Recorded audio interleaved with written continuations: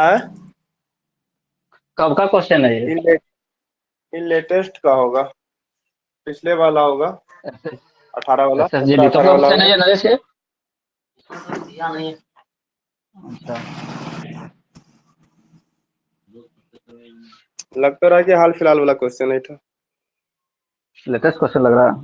चलो इसको भी देख लेते हैं आज।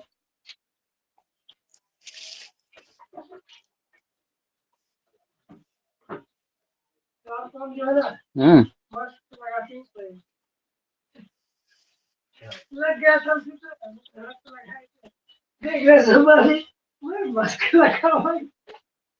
सही है ना?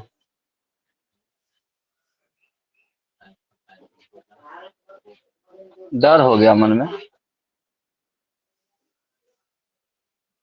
आज का डेट है 8/8/2021, है ना? क्या बोला? नहीं आए हो, क्या दिक्कत? पहला क्वेश्चन पढ़ो। क्या नंबर का क्वेश्चन दिया उसने सेट में? 1 नंबर। 25 नंबर है। 1 नंबर, तो 1 एक नंबर। नंबर है ये दिया हुआ। अच्छा, क्या है पहला क्वेश्चन? जिन शब्दों से किसी भाव, गुण, स्वभाव आदि का बोध होता है वह कौन सी संज्ञा कहलाती है? भाव, गुण, स्वभाव। स्वभाव। जब हम लोग संज्ञा पढ़ेंगे तो इसका आंसर होता है भाववाचक संज्ञा। भाववाचक संज्ञा ऑप्शन में है कि नहीं? संज्ञा कितने प्रकार के हैं? संज्ञा है 5। पहला कौन सा है? व्यक्तिवाचक। व्यक्तिवाचक संज्ञा।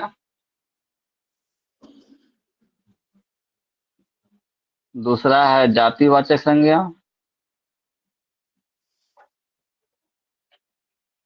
लिख लो जो नहीं जानता है। तीसरा है भाववाचक संज्ञा, व्यक्तिवाचक। मान लो इसको। चौथा द्रववाचक। द्रव्यवाचक। द्रव्यवाचक।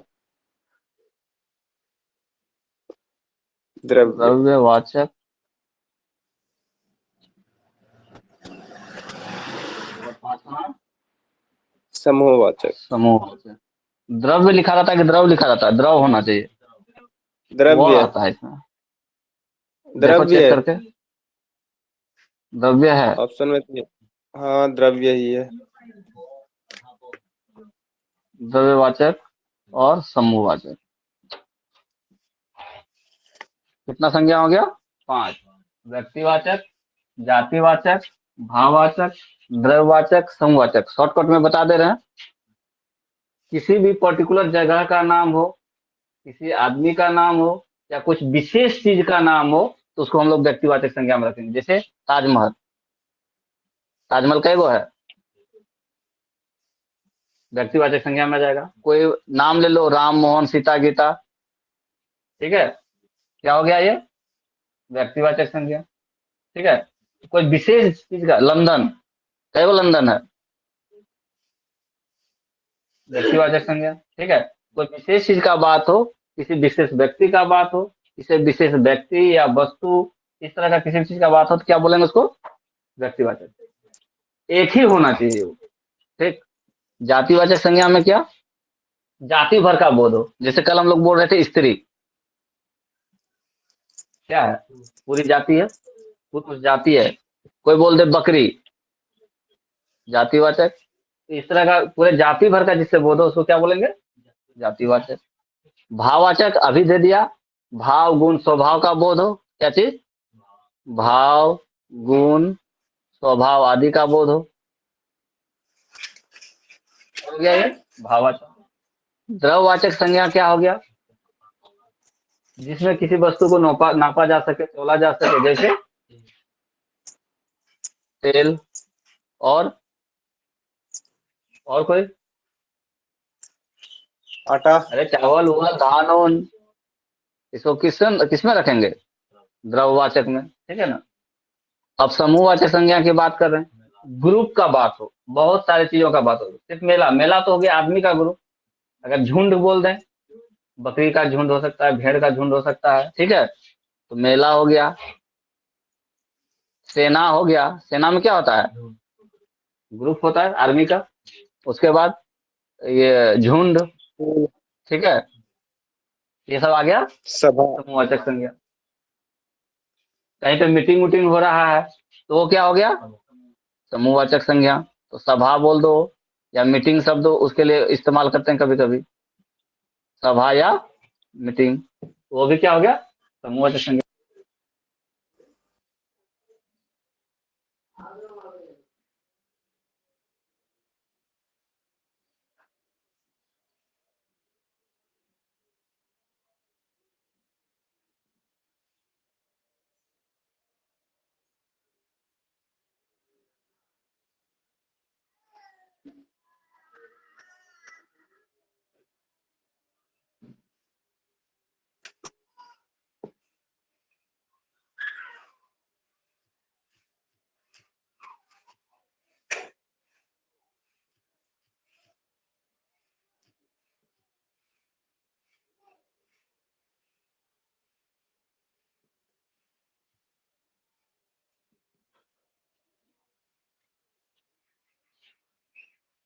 क्या बोल रहे थे,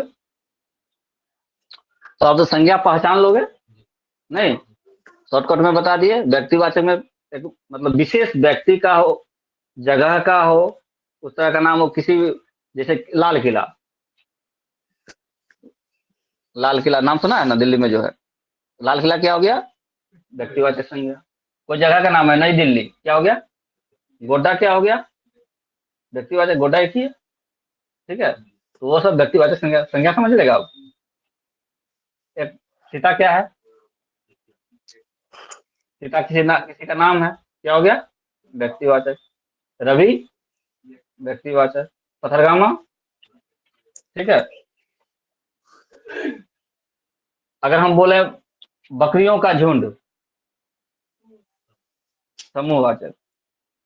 अगर हम पूछे सिर्फ बोले बकरी, दोनों में अंतर है कि नहीं, बकरियों का झुंड क्या हो गया, समूहवाचक। सिर्फ बकरी बोले तो भेड़, जातिवाचक। भेड़ का समूह, जातिवाचक। भेड़ का समूह, समूहवाचक। समूहवाचक। भेड़ का समूह या भेड़ का झुंड, समूहवाचक। लेकिन सिर्फ भेड़, जातिवाचक। मनुष्य, मनुष्य जातिवाचक। जातिवाचक। सभा, समूहवाचक। समूहवाचक। तो जैसे मान ले हम बोले कि चावल, द्रववाचक। तेल, द्रववाचक। गेहूं, जिसको हम लोग द्रववाचक। नाप सकें तौल सकें, ठीक है। पानी, दूध, द्रव द्रववाचक। बोलते चलो, द्रव है, नाप सकते हैं, नाप के तौल के जितना चीज लेंगे वो क्या है, किसमें आएगा। कोई भी चीज तुम मार्केट में लेने जाओ, एक बार सोच लो, कोई क्वेश्चन संज्ञा में पूछ रहा है, क्या हम उसको नाप तौल के लेते हैं। अगर नाप तौल के लेते हैं तो उसका क्या आंसर होगा, द्रव्य, ठीक है। नाप के लें, किलो में लें, चाहे मिलीलीटर में लें, स्प्राइट लीटर में आ रहा है, क्या हो गया, द्रव्य। अब हो गया समूहवाचक। सेना, थाना, थाना क्या हो गया, थाना में अगर पुलिस का समूह है तो वो क्या किस में आ जाएगा, समूहवाचक। लेकिन सिर्फ थाना बोल दे तो जातिवाचक, क्योंकि बहुत सारा थाना हो सकता है, लेकिन एक तरह से थाना एक जातिवाचक शब्द में आ जाएगा, ठीक है। इसमें अब हमको लगता है कि दिक्कत नहीं होना चाहिए। तो एक टॉपिक खत्म हो गया, एक क्वेश्चन। अब वो पढ़ेगा पूरा घर में लोग संज्ञा, तो आधा समझ में आएगा, आधा समझ में नहीं आएगा, आधा भूल जाएगा, ठीक है। नेक्स्ट क्वेश्चन, दूसरा नंबर। नारीत्व शब्द में कौन सी संज्ञा है? नारीत्व, देखा मोबाइल, हम्म। नारीत्व,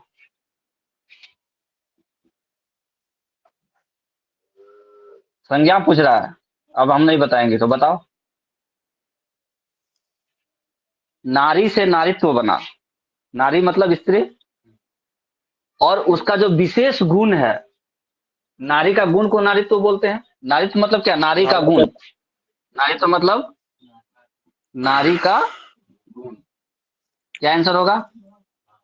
भाववाचक। जैसे ही आया गुण का बात, क्या हो गया, भाववाचक आंसर। पढ़ने दो घर में पढ़ने वाले को, ठीक है। नारीत्व तो क्या है, किसका गुण है? नारीत्व तो जो है गुण है, किसका गुण है? नारी का। ये गुण का बोध करा रहा है। आंसर क्या हो गया? भाववाचक। बात खत्म। तीसरी, संज्ञा के स्थान पर प्रयुक्त होने वाले शब्द क्या कहलाते हैं? हाँ, संज्ञा के स्थान पर प्रयुक्त हम्म होने होने वाले वाले शब्द शब्द क्या कहलाते क्या हैं? कहलाते हैं?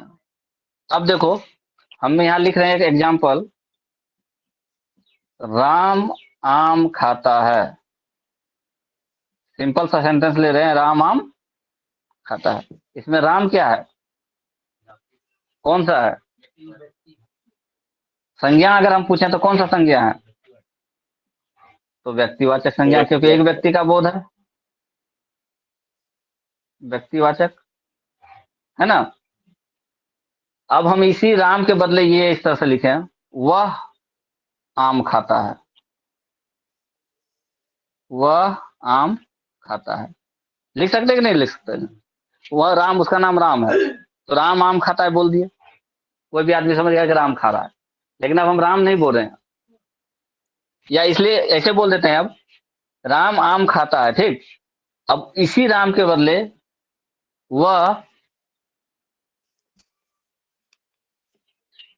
कुर्सी टेबल पर बैठकर आम खाता है, ऐसे बोलते हैं, वह कुर्सी पर बैठा है या बैठकर खाता है, कुछ भी लिख सकते हैं। आम जिस समय खा रहा है उस समय किस पे बैठा हुआ है, मान लो कुर्सी पर। अब यह वह शब्द हम किसके लिए प्रयोग किए? इसी राम के लिए। तो क्या बोला, संज्ञा के स्थान पर प्रयुक्त होने वाला शब्द क्या कहलाता है? तो वह क्या है? सर्वनाम। वह क्या है? सर्वनाम। आंसर इसका क्या हो जाएगा यहाँ पर? सर्वनाम। सर्वनाम।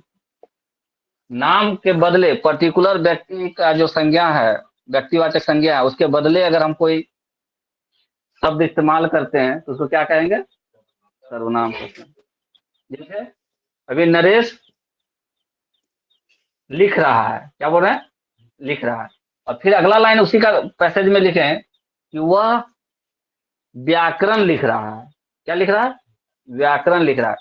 तो एक ही चीज को अब बार बार राम राम बोलेंगे या नरेश नरेश बोलेंगे तो अच्छा नहीं लगेगा। एक पैसेज में हम यहाँ लिखे कि भारत के प्रधानमंत्री श्री नरेंद्र मोदी जी हैं, ठीक है। वे भारत का प्रतिनिधित्व विश्व स्तर पर करते हैं, ठीक है। वे भारत का प्रतिनिधित्व विश्व स्तर पर करते हैं। उनकी प्रतिभा से प्रभावित होकर, उनकी प्रतिभा से प्रभावित होकर विश्व के अनेक देश भारत के मित्र बन गए हैं। विश्व के अनेक देश भारत के मित्र बन गए हैं। तो यहाँ दो शब्द हुए, पहला हुए, इसलिए हुए शब्द लगाए, वह नहीं लगाए क्योंकि वो हमसे बड़े हैं, इज्जत दे रहे हैं और पर्टिकुलर इस बात के लिए कि वो भारत के प्रधानमंत्री हैं। एक क्या स्टेटमेंट बोले कि भारत के प्रधानमंत्री श्री नरेंद्र मोदी जी हैं, तो नरेंद्र मोदी जी की बात कर रहे हैं। अगला स्टेटमेंट, वे क्या बोले? वे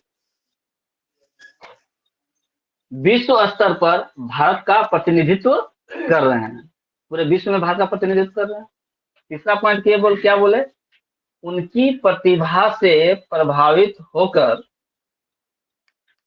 विश्व के कई देश भारत के मित्र बन गए हैं, ठीक है। दो शब्द वे और उनकी, यहाँ क्या हो गया? मोदी जी के बदले में प्रयोग किए हैं, तो ये हो गया सर्वनाम। समझ में आया? जब किसी संज्ञा के स्थान पर प्रयुक्त होने वाले शब्द को क्या बोलते हैं? सर्वनाम। बार बार नरेंद्र मोदी बोलते तो अच्छा नहीं लगता वो स्टेटमेंट में, तो उनके लिए जो अलग शब्द प्रयोग किए तो उसको हम लोग क्या बोलेंगे? सर्वनाम। समझ में क्या कैसे होता है सर्वनाम? चौथा बोलो। वह कौन जाएगा वाक्य में प्रश्नवाचक सर्वनाम है।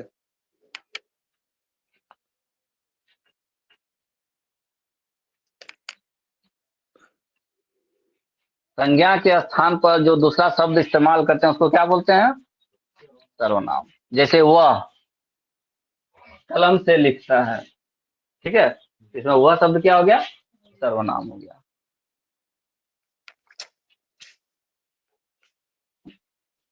पिंटू क्वेश्चन बोलो नेक्स्ट। वहां कौन जाएगा? वहां कौन जाएगा What- में प्रश्नवाचक सर्वनाम है। कौन सा शब्द है प्रश्नवाचक? वहां कौन जाएगा, यही शब्द है, सेंटेंस है। हम्म इसमें हमको हम्म खोजना क्या? प्रश्नवाचक प्रश्नवाचक सर्वनाम। सर्वनाम।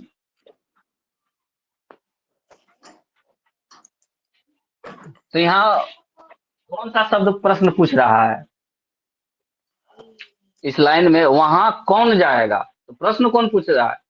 कोई व्यक्ति पूछ रहा है कौन? कि वहां कौन जाएगा, लेकिन प्रश्नवाचक शब्द इसमें कौन सा है? कौन। तो आंसर क्या हो गया? कौन।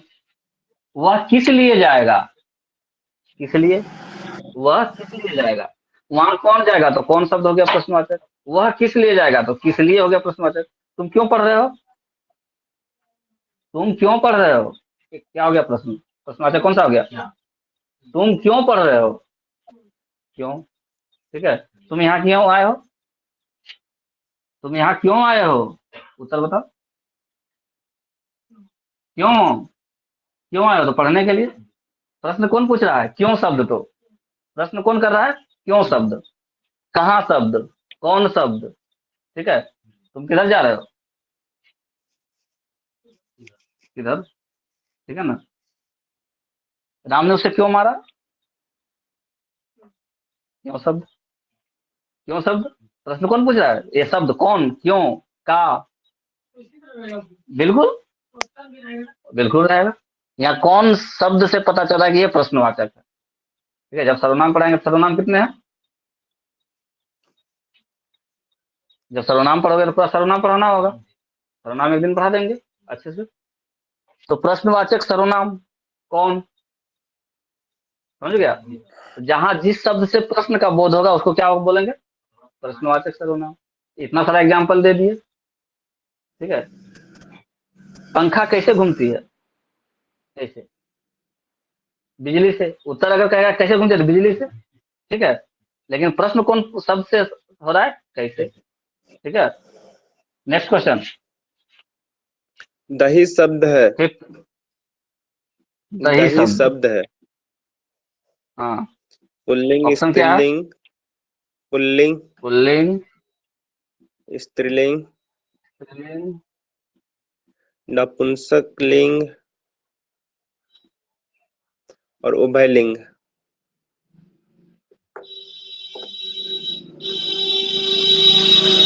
अब एक चैप्टर हो गया कि लिंग भी पढ़ाना पड़ेगा। ठीक है, सर्वनाम भी पढ़ाना पड़ेगा। आज नाउन सीख लिया शॉर्टकट में। क्या होगा दही शब्द, एक एग्जांपल लो। दही खट्टा है, दही खट्टा है। इसी को लिखो, दही खट्टी है। कौन सा शब्द सही है, कौन सा लाइन के सही है?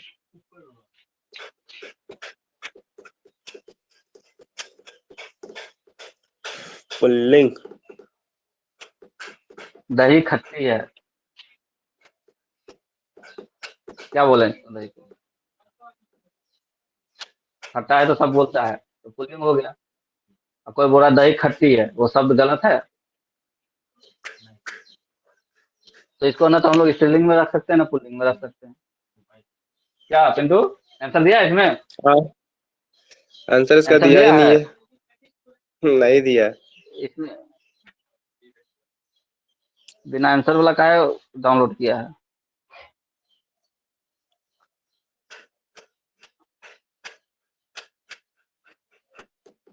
बोलो बोलो जल्दी बोलो उसको सुन करके। ए नंबर आंसर होना चाहिए ना। Pulling, pulling. हम्म दही खट्टा है। हम्म तुम नरेश, तुम बताओ क्या होगा। वैलिंग में होगा, क्यों?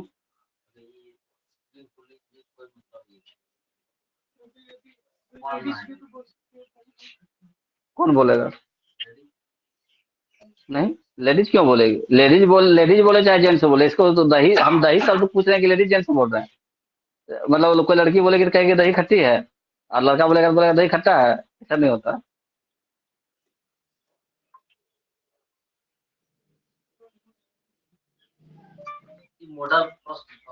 दही खट्टा है, यही ना?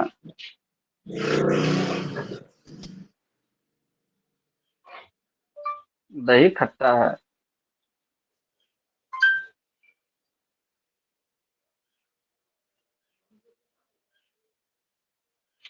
लिंक तो आएंगे तभी तो क्लियर होगा।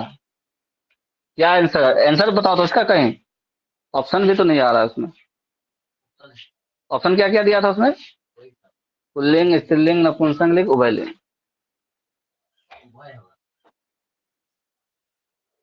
उभयलिंग ऐसे थोड़ी बोल देंगे, इसको पढ़ना पड़ेगा ना, इसको देखना पड़ेगा। इतना तो क्लियर है कि दही खट्टी है नहीं बोलते हैं, ठीक है। तो ज्यादातर इसका लग रहा है कि पुल्लिंग, लेकिन पुल्लिंग में पुरुषवाचक का बहुत होता है। दही खट्टा है, दही खट्टी है। अच्छा, इसको देखते हैं। 6 नंबर में क्या क्वेश्चन दिया है? 6 नंबर में क्या दिया है? 6 नंबर है किधर गया?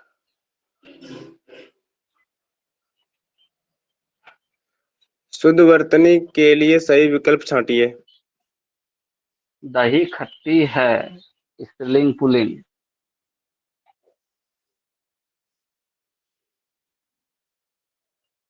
दही खट्टी है, स्त्रीलिंग पुल्लिंग। दही खट्टी है, स्त्रीलिंग या पुल्लिंग?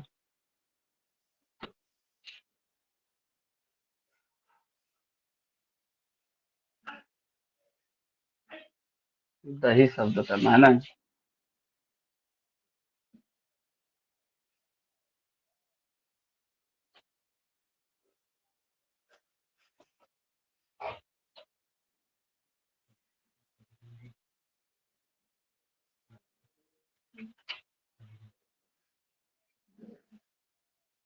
लोग तो बोलता है खट्टा खट्टी दोनों, लेकिन हम लोगों को व्याकरण देखना है ना।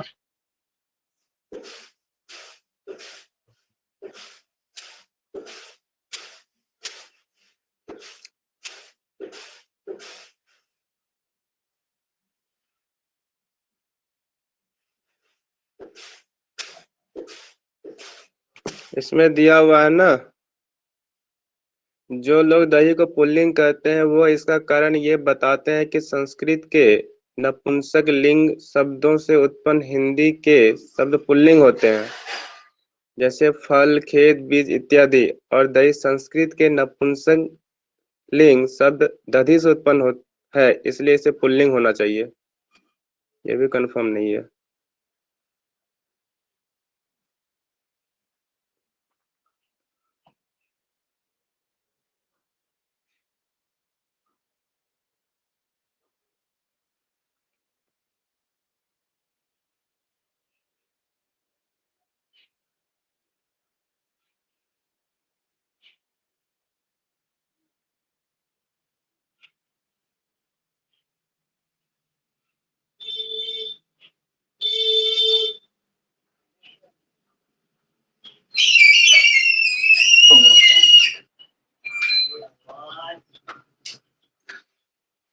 पुल्लिंग आंसर दिया है।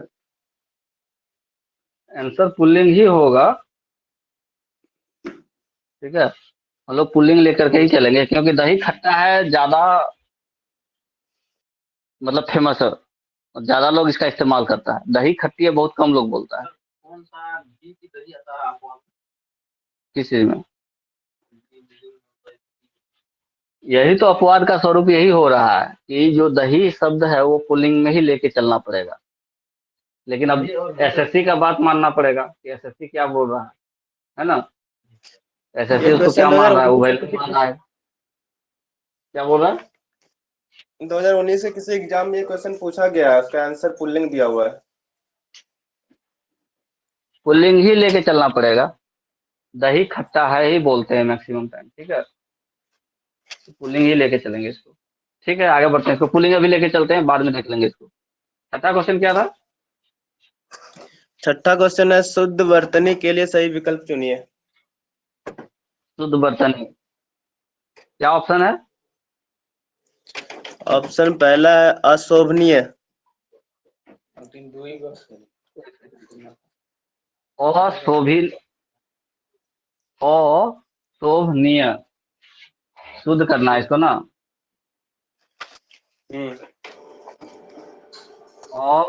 अशोभनीय हर्षिकार दिया हुआ इसमें। हाँ, बी नंबर, बी नंबर दीर्घिकार दिया हुआ है। अशोभनीय दीर्घिकार दिया हुआ है। अशोभनीय दीर्घिकार। सी, इसमें दंसो दिया हुआ है। अशोभनीय दंसो। अशोभनीय, ऐसे हर्षई नहीं दुर्गाई, दीर्घई। दुर्गाई, ठीक है। डी, इसमें मूर्धन्यो दिया हुआ है, अशोभनीय और दीर्घिकार। ये तो आसान कर दिया, आसान कर दिया। अशोभनीय मतलब जो शोभा नहीं पाता है। अशब्द जैसे ही लगा कि इसका मतलब क्या होता है? नहीं। अशोभनीय मतलब शोभा पाने वाला।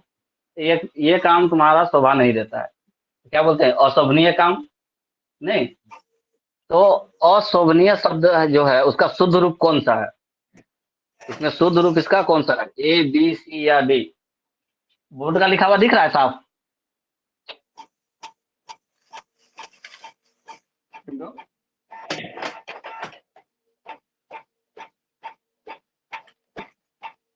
बोर्ड का दिख रहा है साफ? हाँ, क्लियर है।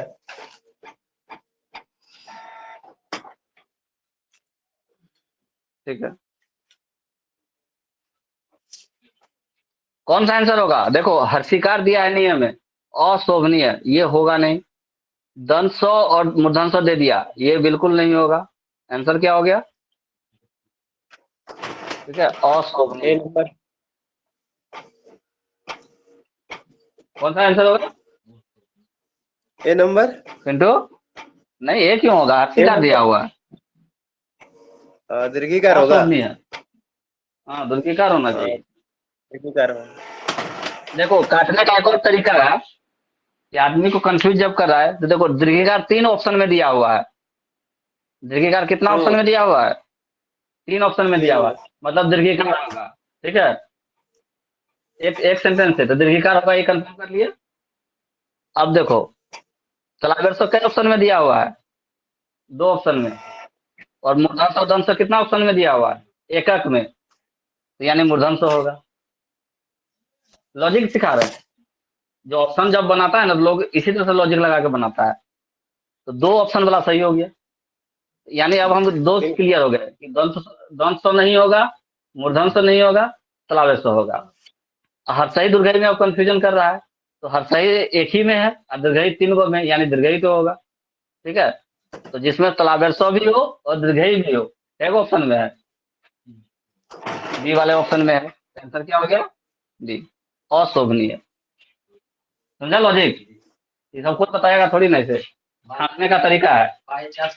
नहीं पकड़ पा रहे हैं तो ऑप्शन को खोजेंगे किसमें कॉमन ज्यादा है। जिसमें ज्यादा कॉमन है तो तलावेश 2 गुण में कॉमन है, यानी तलावेश वाला होगा।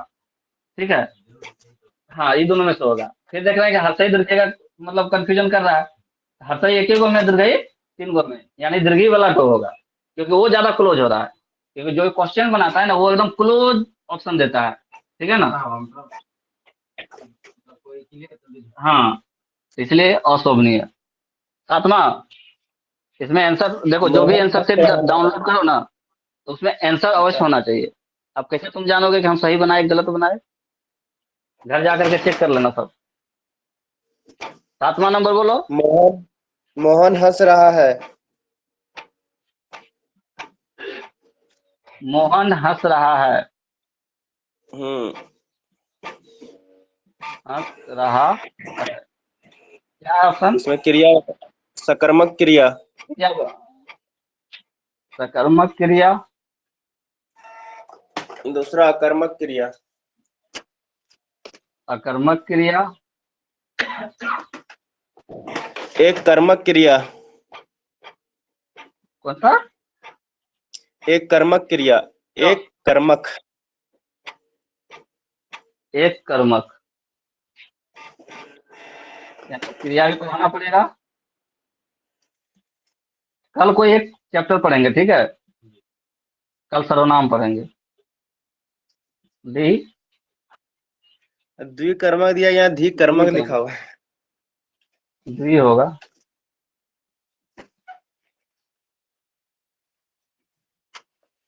द्विकर्मक क्रिया। हंसना क्रिया है, ठीक है?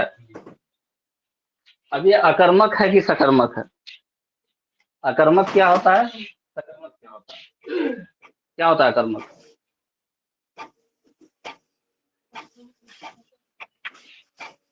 पिंटू बताओ, सकर्मक क्या होता है, अकर्मक क्या होता भूल गए। है? मुझे तो छोड़ दो इसे। वह भूल गया। है?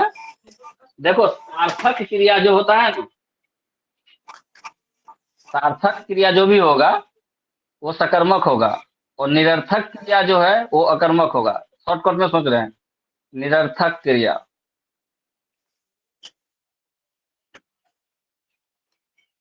अब बताओ, अब ऑप्शन बता सकते हो? अकर्मक, सकर्मक। सकर्मक क्रिया।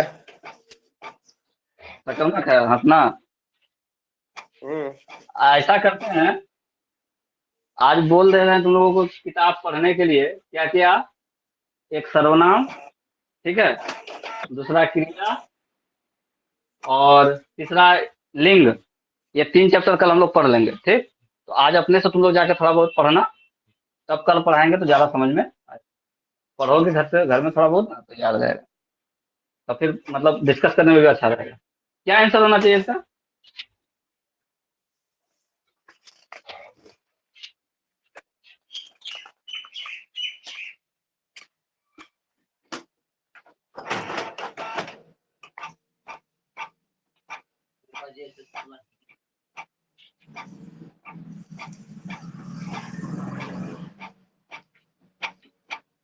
एक सेकंड रुकना जरा।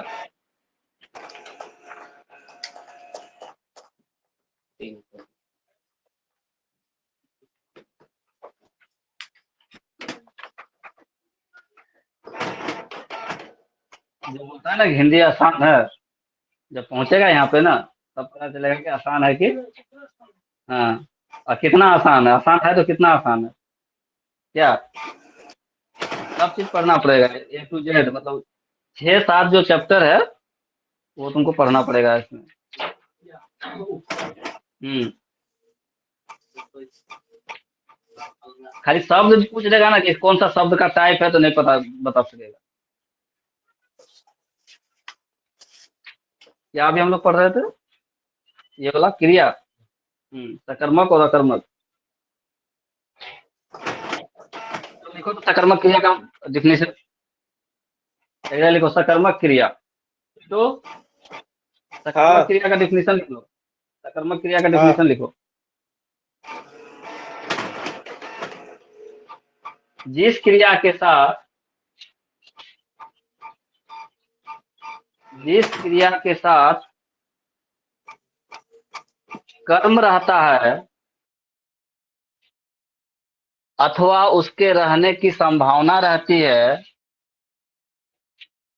जिस क्रिया के साथ कर्म रहता है अथवा उसके रहने की संभावना रहती है, उसे सकर्मक क्रिया कहते हैं। अब याद आया?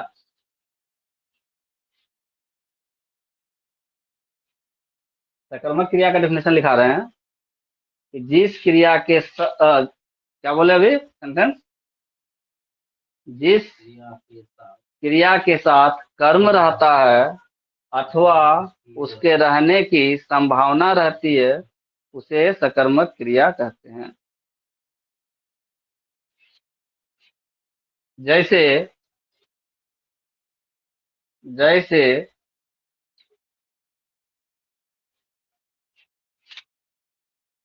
बोर्ड ठीक कर रहे हैं।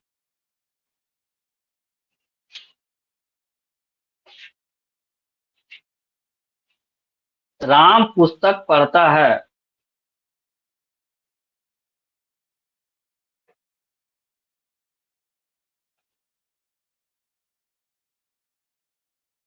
जैसे राम पुस्तक, एक एग्जांपल दिए, राम पुस्तक पढ़ता है। और हम डिफिनेशन में क्या लिखे अभी? जिस क्रिया के साथ कर्म रहता है, जिस क्रिया के साथ कर्म रहता है। पुस्तक और पढ़ना, पढ़ना क्रिया हो गया, क्रिया। और ये जो पढ़ने का क्रिया कौन कर रहा है? राम कर रहा है। ठीक है, तो कर्म क्या हो गया? कर्म और पढ़ना, पढ़ना शब्द हो गया क्रिया, पढ़ना शब्द हो गया क्रिया। ठीक है, तो जिसके साथ क्रिया रहना चाहिए, कर्म के साथ क्रिया रहना चाहिए। समझ में आया? और समझा, एक दो एग्जांपल। पुस्तक पढ़ने वाला कौन है इसमें? राम। और उसकी क्रिया क्या है? पढ़ना। लेकिन पढ़ना जो है किसको पढ़ना है? तो कर्म कौन सा शब्द हो गया? राम क्या हो गया? पढ़ने वाला, यानी कर्ता। जो काम करता है उसको बोलते हैं कर्ता। राम हो गया कर्ता, ठीक है। पुस्तक हो गया कर्म, और पढ़ना हो गया क्रिया। पिंटू, दिख रहा है बोर्ड? बोल तो दिया कि हम भूल दिख गए। रहा है, दिख रहा है, दिख रहा है।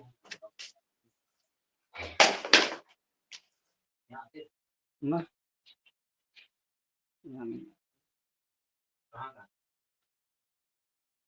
एक सेकंड रुको, जरा मोबाइल ठीक कर रहा है।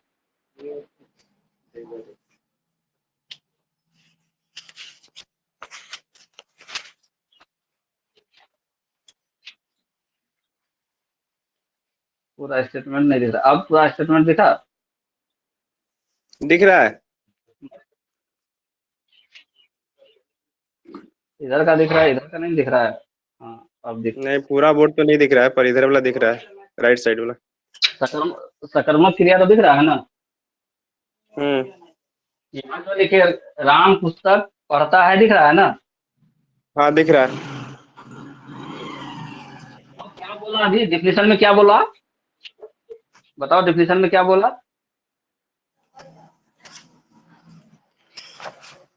डिफिनेशन क्या लिखा है अभी? हाँ, जिस क्रिया के साथ, क्रिया कौन सा है? पढ़ना। उसके साथ कर्म क्या है? पुस्तक। ये दोनों साथ में रहना चाहिए। किस पर क्रिया का फल पड़ रहा है? पुस्तक पर। हम काम कर रहे हैं, लेकिन वो काम का फल किस पर पड़ रहा है? पुस्तक पर। अगर पुस्तक और पढ़ना दोनों है, तब तो वो सकर्मक क्रिया होगा। लेकिन अगर हम इसको बोले सिर्फ कि राम पढ़ता है, राम पढ़ता है, तो इसमें तो राम करने वाला है, कर्ता। पढ़ रहा है, ये भी ठीक है क्रिया, लेकिन क्या पढ़ रहा है तो हमको मालूम नहीं, तो ये नहीं होगा सार्थक। ये सार्थक नहीं है, तो इसको सार्थक क्रिया नहीं बोलेंगे यहाँ पर। अगर इसके साथ पढ़ना पुस्तक शब्द है, तब तो सार्थक क्रिया होगा। अगर इसके साथ पुस्तक शब्द नहीं है, तो ये जो पढ़ना है वो निरर्थक हो गया। क्या पढ़ रहा है पता ही नहीं है, तो क्या कोई अर्थ है? तुम रामायण पढ़ रहे हो कि महाभारत पढ़ रहे हो कि किताब अपना सिलेबस का पढ़ रहे हो, पता नहीं है, तो निरर्थक हो गया। राम पढ़ता है में। लेकिन राम महाभारत पढ़ता है, तो सार्थक क्रिया होगी। ठीक है, अभी अब हम लोगों का एग्जाम्पल क्या दिया? मोहन हंस रहा है। मोहन किस बात पर हंस रहा है जी? पता है? अगर किसी बात पर हंस रहा है और वो लिखा हुआ रहता, कर्म उसका लिखा हुआ रहता, तब तो हम इसको सकर्मक क्रिया मार देते। सार्थक, सार्थक निकलता तब ना। लेकिन ये कह रहा है कि मोहन हंस रहा है। किस बात में हंस रहा है? आई डोंट नो, कोई नहीं जान रहा है। सकर्मक क्रिया हो गया आंसर। क्लियर हुआ? सकर्मक अकर्मक मतलब कह रहा है सीधा सीधी कि कर्म और क्रिया दोनों साथ होना चाहिए। किस पर हंस रहा है? अगर ऐसा रहता कि मोहन राम के फलाने काज पर हंस रहा है, या मोहन राम पर हंस रहा है, तो होता सकर्मक क्रिया। लेकिन सीधे मोहन हंस रहा है, हमको पता ही नहीं है किस बात पे हंस रहा है, क्यों हंस रहा है। क्या होगा फिर तो आंसर इसका? अकर्मक क्रिया। सिर्फ डिफिनीशन से आंसर आ गया। हम अकर्मक क्रिया का डिफिनीशन लिखाए भी नहीं है। सिर्फ सकर्मक क्रिया का डिफिनीशन क्या लिखा है कि जो हमारा क्रिया है उसके साथ कर्म भी लगा हुआ रहना चाहिए।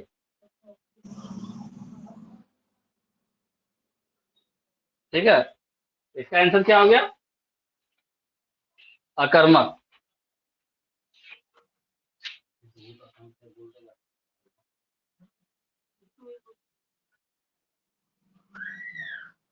लिखो अकर्मक क्रिया का भी डिफिनीशन लिखिए लो यहाँ नीचे में। लिखो अकर्मक क्रिया, फिर दोबारा कौन इसको पढ़ेगा। देखो, जिस क्रिया के साथ कर्म न रहे, जिस क्रिया के साथ कर्म न रहे, अर्थात अर्थात जिस क्रिया का फल जिस क्रिया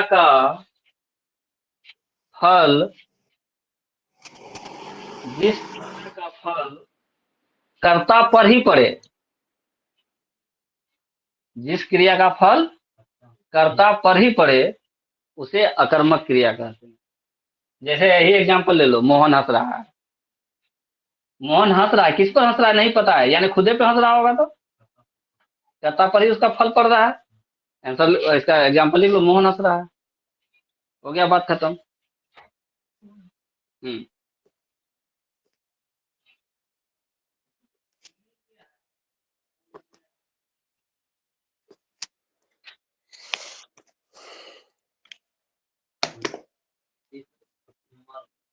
हम्म?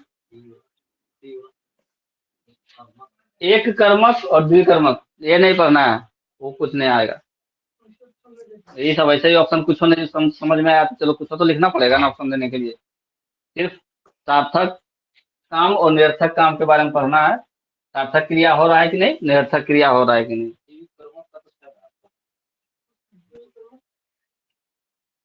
दो कर्म, एक कर्म नहीं आएगा, कहीं नहीं आएगा। इतना ही जानो, 4-5। भले ऐसा हो सकता है कि सकर्मक क्रिया का तुम अलग अलग भाग पढ़ सकता है, अकर्मक क्रिया का अलग अलग भाग पढ़ता है, लेकिन वो एसएससी जीडी के लेवल का नहीं है। लिखा दें क्या? लिखो। नहीं, भेद लिखा देते हैं।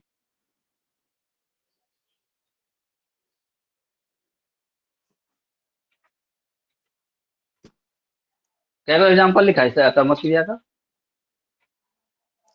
ऐसे लिखा ना, कोई बात नहीं। देखो, अकर्मक क्रिया 3 प्रकार के होते हैं। अकर्मक क्रिया 3 प्रकार के होते हैं।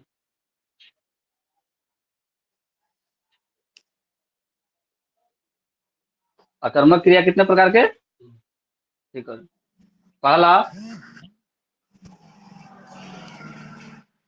स्थित परतक, स्थित्य परतक। दिख रहा है बोर्ड? नहीं। और ऊंचा करना पड़ेगा। अच्छा, अब दिख जाएगा। स्थित हाँ। प्रत्यक,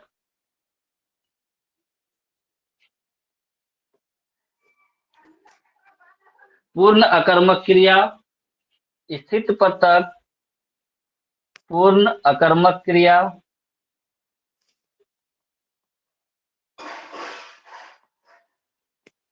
दूसरा,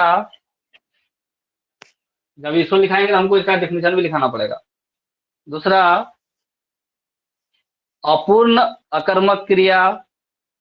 ये तो पूर्ण का बात था। अपूर्ण अकर्मक क्रिया।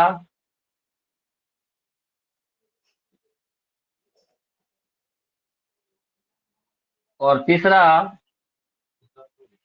दो ही दो, स्थित परतक पूर्ण अकर्मक क्रिया।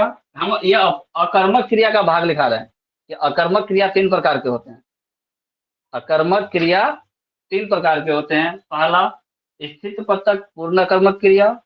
दूसरा, अपूर्ण अकर्मक क्रिया। और तीसरा गत्य पृथक पूर्ण अकर्मक क्रिया। गत्य पृथक, गत्य पृथक याद करते रहो सब। पूर्ण अकर्मक क्रिया,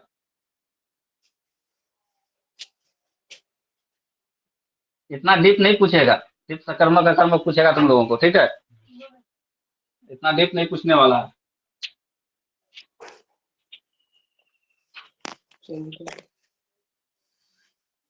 अब एग्जाम्पल लो स्थित पूर्ण अकर्मक क्रिया का। इसका एग्जाम्पल स्थित पृथक पूर्ण अकर्मक क्रिया का उदाहरण। एक नंबर का उदाहरण दो। राधा रो रही है। राधा रो रही है।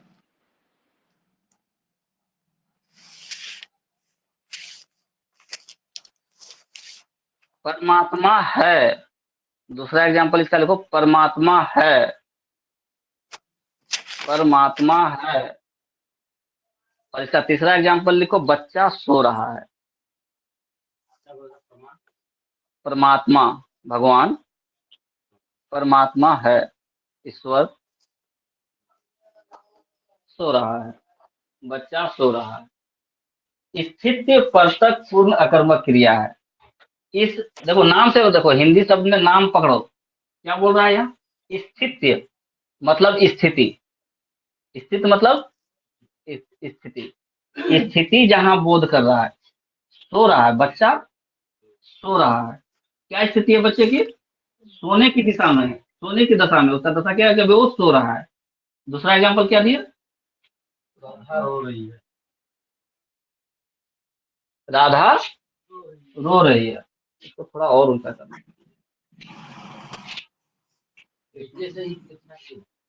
नहीं, बहुत किताब है, डायरी में ही सही रहता है। डायरी में ही सही। ये सेक्शन ले सकते।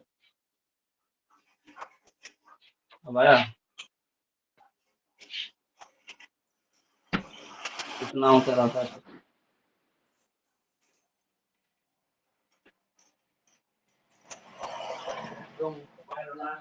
स्टैंड। अच्छा, स्टैंड भी लिया जाएगा जब जरूरत पड़ेगा तो। अभी अपना स्टैंड है ना? नहीं रहता है तो लेना ही पड़ता है, जरूरत नहीं है। अब सही आ रहा है? क्या बात करते हैं हम लोग? अकर्मक क्रिया का। कितना प्रकार का अकर्मक क्रिया? कौन कौन सा? स्थित पृथक,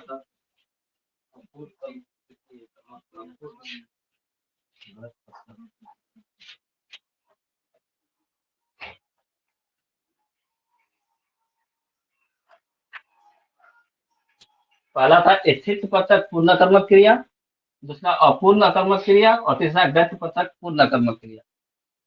दिशा का बात कर रहा है, दशा का बात कर रहा है। बच्चा का जो दशा था वो सो रहा है, बच्चा सो रहा है, उसकी दशा का वर्णन कर रहा है। राधा रो रही है, उसकी दशा का वर्णन हो रहा है। तीसरा क्या एग्जाम्पल था? बच्चा सो रहा है, राधा रो रही है, और एगो परमात्मा है। पूरे संसार में परमात्मा है, एक दशा का बोध कर रहा है।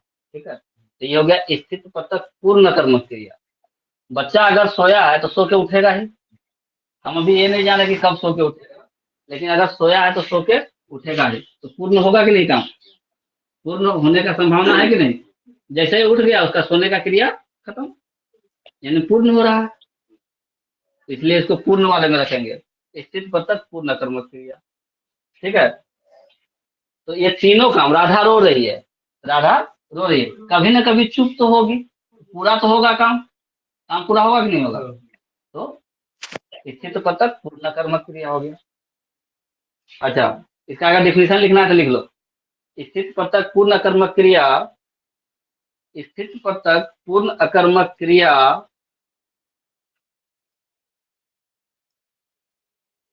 में,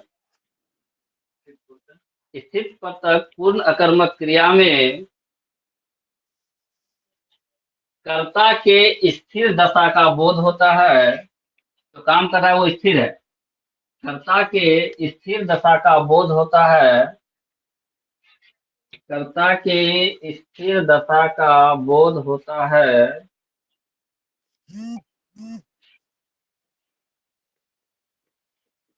है ना। सोया हुआ है बच्चा तो उसका स्थिर दशा है, रो रही है, वो तो रो रही है, क्या घूम घूम करके रो रही है, या कहीं भी है तो उसका दशा क्या है, स्थिर है कि रो ही रही है और दूसरा कोई काम नहीं कर रही है। ठीक है, परमात्मा है, परमात्मा सर्वत्र है तो स्थिर है, स्थिर दशा है उसका। तो जो स्थित पद तक पूर्ण अकर्मक क्रिया है उसमें क्या होता है, कर्ता जो है वो उसके स्थिर दशा का बोध होता है। तथा तथा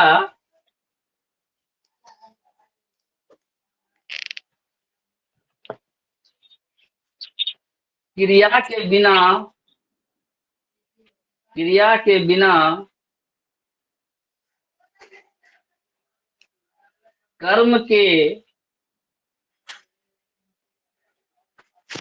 पूर्ण, क्रिया के बिना कर्म के पूर्ण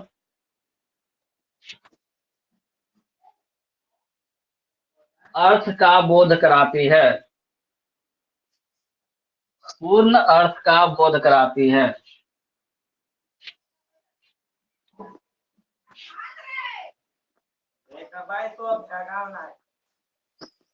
नहीं बात समझ में आया बात, क्या लिखे, क्रिया के बिना कर्म के पूर्ण अर्थ का बोध कराती है। ये हो गया स्थित पूर्ण अकर्मक क्रिया। दूसरा है कौन सा, अपूर्ण अकर्मक क्रिया। लिखो, अपूर्ण अकर्मक क्रिया में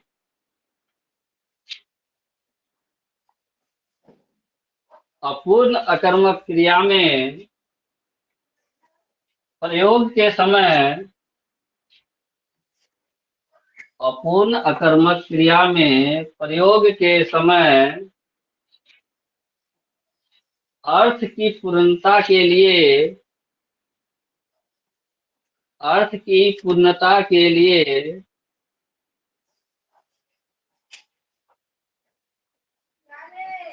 कर्ता से संबंध रखने वाले, कर्ता से संबंध रखने वाले किसी शब्द विशेषण की जरूरत पड़ती है। रखने वाले, संबंध रखने वाले किसी शब्द विशेषण की जरूरत पड़ती है, शब्द विशेषण की जरूरत पड़ती है। जैसे जैसे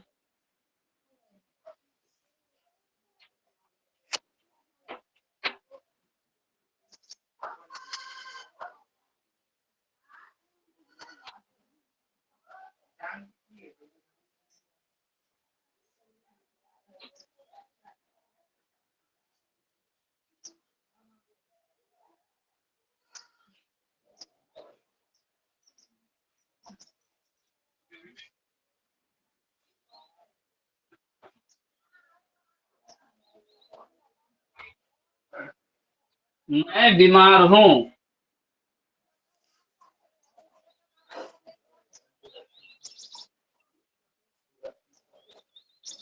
दूसरा वह बहुत तेज है। पहला था मैं बीमार हूं, वह बहुत तेज है, और तीसरा महात्मा गांधी राष्ट्रपिता थे, महात्मा गांधी राष्ट्रपिता थे। डेफिनेशन में क्या लिखवाए थे, अब इस सेंटेंस से मिलाओ, क्या डेफिनेशन था। क्रिया में प्रयोग के समय अर्थ की पूर्णता के लिए कर्ता से संबंध रखने वाले किसी शब्द विशेषण की जरूरत। हाँ, जैसे मैं बीमार हूँ, बोले क्या बोले हम, मैं बीमार हूँ, इसके लिए क्या जरूरत पड़ेगा। अगर सिर्फ लिखता हूँ मैं हूँ, एक एग्जांपल लिखूं यहाँ पे, मैं हूँ, यहाँ कुछ पता चल रहा है, लेकिन जैसे शब्द लगा दिए बीमार तो पूर्णता का बोध होता है। तो जहां इस तरह का रहे कि हमको एक नया शब्द का जरूरत पड़े, तो क्या हो गया, अपूर्ण अकर्मक क्रिया। अपूर्ण अकर्मक क्रिया। तो जहां बीमार शब्द है ना, बीमार है, मैं बीमार हूं, उसको अंडरलाइन कर लो, बीमार शब्द को अंडरलाइन करो। अगर ये बीमार शब्द यहाँ पे नहीं लिखे, सिर्फ मैं हूं लिखे, तो ये हो गया अपूर्ण अकर्मक क्रिया। जैसे ही बीमार लगा देंगे तो ये पूर्ण हो जाएगा। ठीक है, अपूर्ण का हम लोग बात कर रहे थे, तो बीमार को क्या करना है, घेरना है, क्योंकि इस शब्द का जरूरत पड़ेगा। अगर यह शब्द नहीं है, कोई अगर स्टेटमेंट ऐसा हुआ, जैसे कि दूसरा क्या लिखा है, दूसरा एग्जाम्पल क्या था, वह बहुत तेज है, वह बहुत तेज है, वह बहुत तेज है। इस शब्द में कौन सा शब्द था जो अभी हम लोग जोड़े, ऐड किए, तेज। तेज का संबंध किससे है, कौन तेज है, वह तेज है। ठीक है, समझ में आ रहा है ना। अगर वह शब्द का संबंध तेज के साथ नहीं रहता तो होता अकर्मक, पूर्ण अकर्मक नहीं होते, पूर्ण अकर्मक हो जाता वो। तीसरा क्वेश्चन, तीसरा सेंटेंस क्या था, महात्मा गांधी राष्ट्रपिता थे। ले लेते हैं, महात्मा गांधी राष्ट्रपिता थे। अब यहाँ राष्ट्रपिता हटा दे, राष्ट्रपिता को अंडरलाइन कर लो, राष्ट्रपिता का अंडरलाइन करो, वहां पे तेज को अंडरलाइन करो, वह को अंडरलाइन करो, वह और तेज। अगर खाली हम लिख देते महात्मा गांधी थे, तो अपूर्ण वाक्य हुआ कि नहीं, अपूर्ण अकर्मक क्रिया हुआ कि नहीं, महात्मा गांधी थे, क्या थे, राष्ट्रपिता थे। तो ये राष्ट्रपिता शब्द बाद में हम लोगों को जोड़ना पड़ा। अब एग्जाम्पल समझना है कि कैसे अकर्मक पूर्ण और अपूर्ण हो रहा है। अगर राष्ट्रपिता शब्द वहां नहीं रहता तो ये क्या था, अपूर्ण था, राष्ट्रपिता लगा दिए तो हो गया पूर्ण। हमको एग्जाम्पल किसका लेना था, अपूर्ण का, तो उसमें राष्ट्रपिता शब्द नहीं रहेगा। ठीक है, वह शब्द नहीं रहेगा। ठीक है, और स्थित वर्ग में क्या लिखे थे, स्थित प्रत्यक्ष में क्या लिखे थे डेफिनेशन, पहला वाला का। हाँ, कर्ता एकदम स्थिर दशा में उसमें रहता है। ठीक है, अब तीसरा बच गया कौन सा, गत्य पृथक। तीसरा लिखो गत्य पृथक, गत्य पृथक अकर्मक क्रिया, गत्य पृथक अकर्मक क्रिया।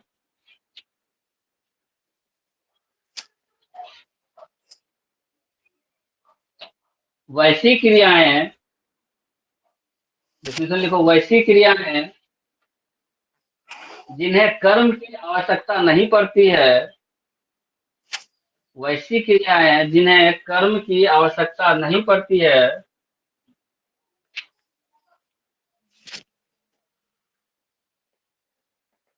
गत्य पृथक ब्रैकेट में पूर्ण अकर्मक क्रियाएं कहलाते हैं।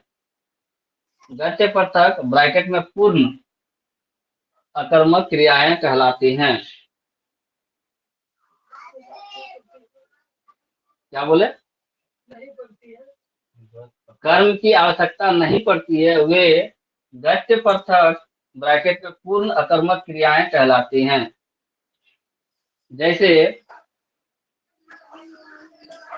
जैसे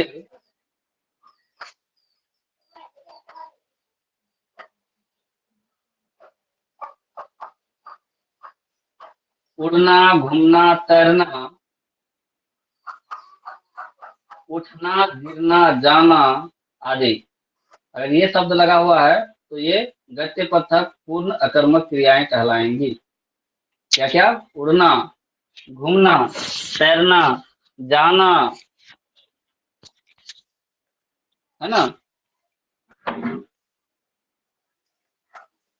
तो अगर सेंटेंस में इसका एग्जांपल लेना हो तो उदाहरण दो, एगो नीचे उदाहरण लिखो।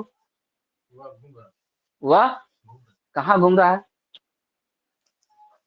सड़क पर घूम रहा है कि घर में घूम रहा है। ठीक है, तो घूमना शब्द जहां भी लगा उसमें क्या हो रहा है, जो करता है वो गति में है, करता है गति, वो उड़ रहा है, इसमें भी करता क्या है,